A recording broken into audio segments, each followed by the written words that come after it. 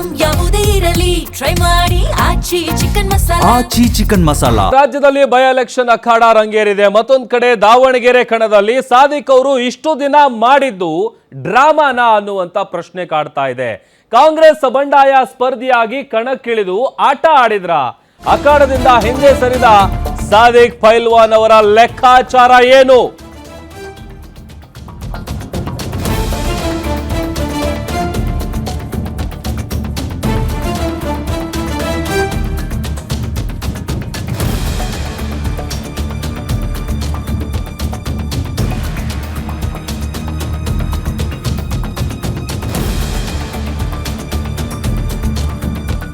ದಾವಣಗೆರೆ ದಕ್ಷಿಣ ಕ್ಷೇತ್ರದಲ್ಲಿ by election ticket ವಿಚಾರಕ್ಕೆ ಸಂಬಂಧಪಟ್ಟಂತೆ ಸಾದಿಕ್ ಪೈಲ್ವಾನ್ ಬಂಡಾಯದ ಬಾವುಟ ಹಾರಿಸಿದ್ರು. ಯಾವುದೇ ಕಾರಣಕ್ಕೂ ನಾನು ರಣರಂಗದಿಂದ ಹಿಂದೆ ಸರಿಯಲ್ಲ, ಯಾರೇ ಬಂದು ನನ್ನ ಮನವೊಲಿಸಿದ್ರು ಕೂಡ ನಾನು ಗೋ ಬ್ಯಾಕ್ ಅಂತೀನಿ ಅಂತ ಹೇಳಿದ್ರು.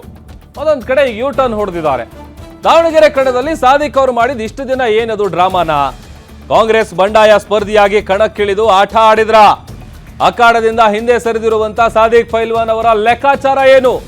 ಗೆಲುವಿನ ಲೆಕ್ಕ ಹಾಕಿದ್ದ ಬಿಜೆಪಿಗೆ ಈಗ ಶುರುವಾಗುತ್ತಾ ಪೈಲ್ವಾನ್ ಕಾಟ. ಸಾದಿಕ್ ಬಂಡಾಯದಿಂದ ಟೆನ್ಷನ್ ನಲ್ಲಿದ್ದಂತ ಕಾಂಗ್ರೆಸ್ಗೆ ಈಗ ರಿಲೀಫ್ ಸಿಕ್ಕಿದೆ. ಗ್ಯಾರಂಟಿ ನ್ಯೂಸ್ ನಲ್ಲಿ ಪೈಲ್ವಾನ್ ಲೆಕ್ಕಾಚಾರದ ಕಂಪ್ಲೀಟ್ ಡೀಟೇಲ್ಸ್. ದಾವಣಗೆರೆಯಲ್ಲಿ ಇಷ್ಟು ದಿನ ಒಂದು ಲೆಕ್ಕ, ಇಂದಿನಿಂದ ಹೊಸ ಲೆಕ್ಕ. ಇಷ್ಟು ದಿನ ಕೈಗೆ ಕಾಟ, ಇನ್ಮೇಲೆ ಬಿಜೆಪಿಗೆ ಪೈಲ್ವಾನ್ ಸಂಕಟ. ಬಿಜೆಪಿ ಲೆಕ್ಕಾಚಾರವನ್ನೇ ಸಾದಿಕ್ ಪೈಲ್ವಾನ್ ಅವರು ಬುಡಮೇಲು ಮಾಡಿಬಿಟ್ಟಿದ್ದಾರೆ. ಒಂದಷ್ಟು ಪ್ಲಾನ್ ಅಲ್ಲಿ ಇದ್ರು ಬಿಜೆಪಿಯವರು. ಹೆಂಗೋ ಈ ಬಂಡಾಯದ ಬಾವುಟ ಏನು ಹಾರಿಸಿದ್ರಲ್ಲ ಅದನ್ನೇ ನಾವು ಪ್ಲಸ್ ಮಾಡ್ಕೊಳ್ಳೋಣ ಅಂತ ಪ್ಲಾನ್ ಮಾಡಿದ್ರು. ಬಟ್ ಈಗ ನೋಡಿದ್ರೆ ಸಾದಿಕ್ ಅವರೇ ಯೂಟರ್ನ್ ಹೊಡೆದಿದ್ದಾರೆ. ಈಗ ಬಿಜೆಪಿ ಹಾಕೊಂಡಿದ್ದಂತ ಲೆಕ್ಕಾಚಾರವನ್ನೇ ತಲೆ ಕೆಳಗೆ ಮಾಡಿದೆ ಸಾದಿಕ್ ಪೈಲ್ವಾನ್ ಅವರ ಈ ನಡೆ. ಸಾದಿಕ್ ಕಣದಲ್ಲಿದ್ರೆ ಮತ ವಿಭಜನೆ ಆಗತ್ತೆ ಅನ್ನುವಂತ ಲೆಕ್ಕಾಚಾರವನ್ನ ಬಿಜೆಪಿ ಹಾಕೊಂಡಿತ್ತು. ಮುಸ್ಲಿಂ ಸಮುದಾಯದ ಮತ ವಿಭಜನೆಯಾಗಿ ನಮಗೆ ಅದು ಲಾಭ ಆಗತ್ತೆ, ನಮಗೆ ಪ್ಲಸ್ ಆಗತ್ತೆ. ಇದರಿಂದ ದಾವಣಗೆರೆಯಲ್ಲಿ ಸುಲಭದ ಗೆಲುವಿನ ಲೆಕ್ಕಾಚಾರವನ್ನ ಬಿಜೆಪಿ ಹಾಕೊಂಡಿತ್ತು. ಬಟ್ ಸಾದಿಕ್ ಪೈಲ್ವಾನ್ ಉಲ್ಟಾ ಹೊಡೆದಿರೋದ್ರಿಂದ ಬಿಜೆಪಿಗೆ ಸಂಕಷ್ಟ ಎದುರಾಗ್ತಾ ಇದೆ. ಮತ್ತಷ್ಟು ಡೀಟೇಲ್ಸ್ ಕೊಡ್ತಾರೆ ನಮ್ಮ ಸ್ಪೆಷಲ್ ಕರೆಸ್ಪಾಂಡೆಂಟ್ ವೀರೇಶ್ ತಾನಿ. ಲೈವ್ ಜಾಯ್ನ್ ಆಗ್ತಿದ್ದಾರೆ ಡೆಸ್ಕ್ ಇಂದ. ವೀರೇಶ್, ಸಹಜವಾಗಿ ಸಾದಿಕ್ ಅವರ ನಡೆಯಿಂದಾಗಿ ಒಂದಷ್ಟು ಲೆಕ್ಕಾಚಾರಗಳನ್ನ ಬಿಜೆಪಿ ಹಾಕೊಂಡಿತ್ತು ಸಹಜವಾಗಿ. ಬಟ್ ಈಗ ಸಾದಿಕ್ ಪೈಲ್ವಾನ್ ಅವರು ಯೂಟರ್ನ್ ಹೊಡೆದಿದ್ದಾರೆ. ಬಿಜೆಪಿಯ ಲೆಕ್ಕಾಚಾರಗಳು ಉಲ್ಟಾ ಆಗುವಂತ ಸಾಧ್ಯತೆ ಎಷ್ಟರ ಮಟ್ಟಿಗಿದೆ? ಖಂಡಿತವಾಗಿಯೂ ಪ್ರಭು, ದಾವಣಗೆರೆ ದಕ್ಷಿಣ ಕ್ಷೇತ್ರ ಹೇಳಿ ಕೇಳಿ ಕಾಂಗ್ರೆಸ್ನ ಭದ್ರಕೋಟೆ ಆಗಿರುವಂಥದ್ದು. ಆ ಹಿನ್ನೆಲೆಯಲ್ಲೇ ಶಾಮನೂರು ಶಿವಶಂಕರಪ್ಪನವರು ನಿರಂತರವಾಗಿ ಮುಸ್ಲಿಂ ಸಮುದಾಯದ ಮತಗಳನ್ನು ಗಳಿಸುವುದರ ಜೊತೆಗೇ ಅವರು ಸತತವಾಗಿ ಗೆಲ್ಲಿಸ್ಕೊಂಡು ಬರ್ತಾ ಇದ್ರು. ಆದರೆ ಈ ಬಾರಿ ಶಾಮನೂರು ಶಿವಶಂಕರಪ್ಪರ ನಿಧನದಿಂದ ಮುಸ್ಲಿಂ ಸಮುದಾಯ ನಮಗೆ ಟಿಕೆಟ್ ಬೇಕು ಅಂತೇಳಿ ಸಾಕಷ್ಟು ಪಟ್ಟನ್ನು ಹಿಡಿದುಕೊಂಡು ಕೂತಿತ್ತು. ಸಾಕಷ್ಟು ಮುಸ್ಲಿಂ ಸಮುದಾಯದ ಆಕಾಂಕ್ಷಿಗಳು, ಟಿಕೆಟ್ ಆಕಾಂಕ್ಷಿಗಳು ಎಲ್ಲರೂ ಸಹ ಬಂಡಾಯ ಅಭ್ಯರ್ಥಿಗಳಾಗಿ ಕಣಕ್ಕೆ ಇಳಿದಿದ್ರು. ಆದರೆ ಕಾಂಗ್ರೆಸ್ನ ನಾಯಕರುಗಳು, ಸ್ಥಳೀಯವಾಗಿದ್ದಂಥ ನಾಯಕರುಗಳು ಸುಮಾರು 11 ಜನರನ್ನ ಕಣದಿಂದ ಹಿಂದೆ ಸರಿಸುವಲ್ಲಿ ಯಶಸ್ವಿ ಆದರೂ ಸಹ ಕಾಂಗ್ರೆಸ್ಗೆ ಬಹುದೊಡ್ಡದಾದಂಥ ಪೆಟ್ಟನ್ನು ಕೊಡಲಿಕ್ಕೆ ಸಾದಿಕ್ ಪೈಲ್ವಾನ್ರವರು ಅಖಾಡದಲ್ಲೇ ಉಳಿದುಕೊಂಡ್ರು. ಇದನ್ನು ಅರ್ಥಕೊಂಡಂಥ ಸಿಎಂ ಸಿದ್ದರಾಮಯ್ಯ ಮತ್ತು ಡಿಸಿಎಂ ಡಿಕೆ ಶಿವಕುಮಾರ್ ಹಾಗೂ ರಾಜ್ಯ ಕಾಂಗ್ರೆಸ್ ಉಸ್ತುವಾರಿಯಾಗಿದ್ದಂಥ ರಣದೀಪ್ ಸಿಂಗ್ ಸುರ್ಜೇವಾಲಾ ಅವರು ಸಾದಿಕ್ ಪೈಲ್ವಾನ್ ಅವರನ್ನ ಇದೀಗ ಕಣದಿಂದ ನಿವೃತ್ತಿಯನ್ನು ಗೊಳಿಸಿರುವಂಥದ್ದು. ಅದರಲ್ಲೂ ವಿಶೇಷವಾಗಿ ಸಾದಿಕ್ ಪೈಲ್ವಾನ್ ಅವರಿಗೆ ಬಹುದೊಡ್ಡದಾದಂಥ ಬೆಂಬಲ ಜಮೀರ್ ಅಹಮದ್ ಅವರದಿತ್ತು.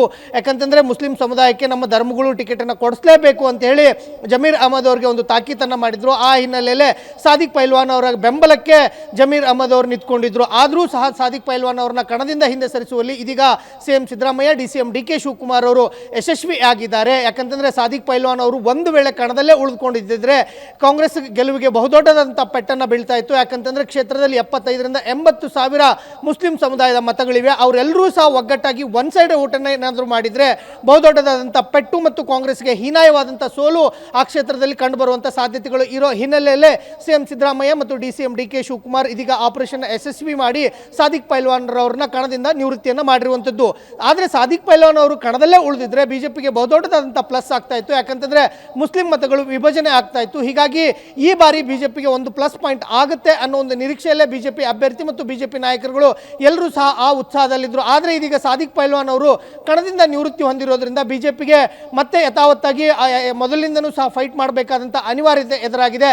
ಸಾದಿಕ್ ಪೈಲ್ವಾನ್ ಯಶಸ್ವಿಯಾಗಿ ಸಮರ್ಥ ಶಾಮನೂರ್ ಅವರ ಜೊತೆಗೆ ನಿಂತಿದ್ದೆ ಆದರೆ ಕಾಂಗ್ರೆಸ್ಗೆ ಬಹುದೊಡ್ಡದಂಥ ಪ್ಲಸ್ ಆಗುವಂಥ ಸಾಧ್ಯತೆಗಳು ಕಣದಲ್ಲಿ ಒಂದು ಕಡೆ ಕಂಡು ಬರ್ತಾ ಇರುವಂಥದ್ದು. ಇನ್ನೊಂದು ಕಡೆ ಜಮೀರ್ ಅಹಮದ್ ಅವರು ಇವರು ಸಾದಿಕ್ ಪೈಲ್ವಾನ್ ಅವರ ಮನವೊಲಿಸುವಲ್ಲಿ ಮುಂದಾಗಲಿಲ್ಲ. ಯಾಕಂತಂದರೆ ಅವರು ನಮ್ಮ ಧರ್ಮಗಳು ಹೇಳಿದ್ದಾರೆ, ಹೀಗಾಗಿ ನಾನು ಹೋಗಲ್ಲ ಅಂತ ಹೇಳಿ ಕೇರಳ ಚುನಾವಣಾ ಪ್ರಚಾರಕ್ಕೆ ಹೋದರು. ಆದರೆ ರಿಜ್ವಾನ್ ಅರ್ಷದ್ ಮತ್ತು ಸಲೀಂ ಅಹಮದ್ ಅವರು ಇದೀಗ ಸಾದಿಕ್ ಪೈಲ್ವಾನ್ ಅವರನ್ನ ಮನವೊಲಿಸಿ ಅವರನ್ನ ಹಿಂದೆ ಸರಿಸಿದ್ದಾರೆ. ಹೀಗಾಗಿ ಬಿಜೆಪಿಗೆ ಇದು ಬಹುದೊಡ್ಡದಂಥ ಎಚ್ಚರಿಕೆ ಮತ್ತು ಫೈಟ್ಗೆ ಕಾರಣವಾಗುವಂಥದ್ದು. ಪ್ರಭು ವೀರೇಶ್, ಇದ್ರ ನಡುವೆ ಯಾವುದೇ ಕಾರಣಕ್ಕೂ ರಣರಂಗದಿಂದ ಹಿಂದೆ ಸರಿಯಲ್ಲ, ಜೊತೆಗೆ ಸೋಷಿಯಲ್ ಮೀಡಿಯಾಗಳಲ್ಲೂ ಕೂಡ ಸಿಕ್ಕಾಪಟ್ಟೆ ಟ್ರೋಲ್ ಮಾಡ್ತಾ ಇದ್ದಾರೆ, ಮೀರ್ ಸಾದಿಕ್ಕು ಸೋಲ್ಡ್ ಔಟ್ ಅನ್ನುವಂಥ ಫೋಟೋಗಳೆಲ್ಲ. ಅಷ್ಟೆಲ್ಲ ತೊಡೆ ತಟ್ಟಿದಂಥ ಪೈಲ್ವಾನ್ ಅವರು ಸಡನ್ ಆಗಿ ಯೂಟರ್ನ್ ಹೊಡೆದಿದ್ದು ಯಾಕೆ ಅಂತ ಅವ್ರ ಲೆಕ್ಕಾಚಾರ ಏನು? ಪ್ರಭು, ಅವರ ಲೆಕ್ಕಾಚಾರ ಅನ್ನೋದಕ್ಕಿಂತ ಕಾಂಗ್ರೆಸ್ ನಾಯಕರುಗಳ ಲೆಕ್ಕಾಚಾರ ಸಾಕಷ್ಟು ಸೂಕ್ತ ಸಂದರ್ಭದಲ್ಲಿ ಸೂಕ್ತವಾದಂಥ ನಿರ್ಧಾರವನ್ನು ತೆಗೆದುಕೊಂಡಿರುವಂಥದ್ದು ಮತ್ತು ಸಾದಿಕ್ ಪೈಲ್ವಾನ್ ಅವರ ಮನವೊಲಿಸುವಲ್ಲಿ ಯಶಸ್ವಿ ಆಗಿರುವಂಥದ್ದು.